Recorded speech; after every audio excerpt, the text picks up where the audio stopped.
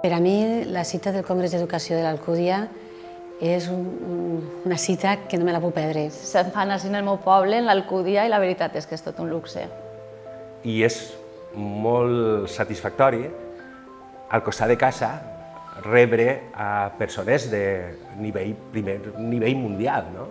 És un al·licient cada principi de curs vindre a escoltar a persones rellevants de distintes disciplines. Els docents aprenem cada dia a les nostres aules, aprenem del nostre alumnat, dels nostres companys i de les nostres companyes, dels cursos que contínuament estem fent, i aprenem d'aquestes conferències. Els ponents que venen són de primera. Per a mi són moltes coses. És un encontre entre companys, és veure què està fent-se per ahir, és participar de les aportacions que em diuen que em pugui aportar altra gent després quan fem els descans, però sobretot vaig disposta a sorprendre'm cada any en les conferències que venen a parlar.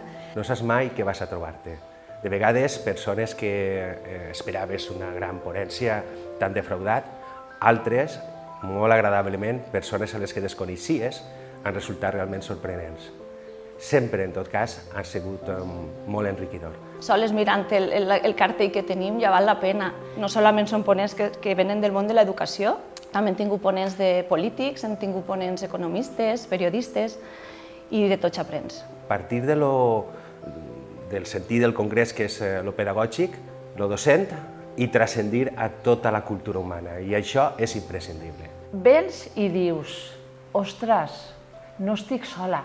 Aquestes persones que estan parlant m'estan donant o m'estan confirmant el que jo faig en escola. Escoltar que ja estem fent alguna d'aquestes pràctiques te motiva. El que te crea, que és important, és inquietud. Inquietud i qüestionar-te sempre el que estàs fent, perquè quan eixim a prendre cafè a l'hora d'esmorzar, els companys comenten coses d'allò que la sensació que es produeix el que estan sentint, i si estan aplicant-ho al centre o no estan aplicant-ho al centre, o ja ho coneixien per un altre costat.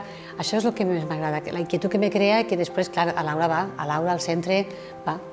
En cadascuna de les ponències, quan eixim, fem els nostres comentaris, després a l'escola també ho comentem. I és un enriquiment personal i professional, per supost. M'han ensenyat i he procurat en molts aspectes aplicar qüestions que s'han nomenat en aquestes ponències. I després, quan vas al centre, sí, hi ha gent que te pregunta què tal, com ha anat, què s'ha dit, què s'ha parlat, inclús sense preguntar-te-ho, tu ho comptes als companys. Aleshores, jo reconec que aquests 10 últims anys he anat introduint xicotets canvis en la meva tasca com a professional i en aquests mesos no té res que veure el que faig en el que feia fa 10 anys. I sense dubte que el Congrés ha estat un element incentivador i enriquidor en aquest procés de canvi. Seria interessant que mirarem això, que ens formàrem nosaltres en aquests temes i aporta molt per a un centre. Sempre trobes persones noves i sempre te retrobes en persones que fa un any que no t'has vist, no?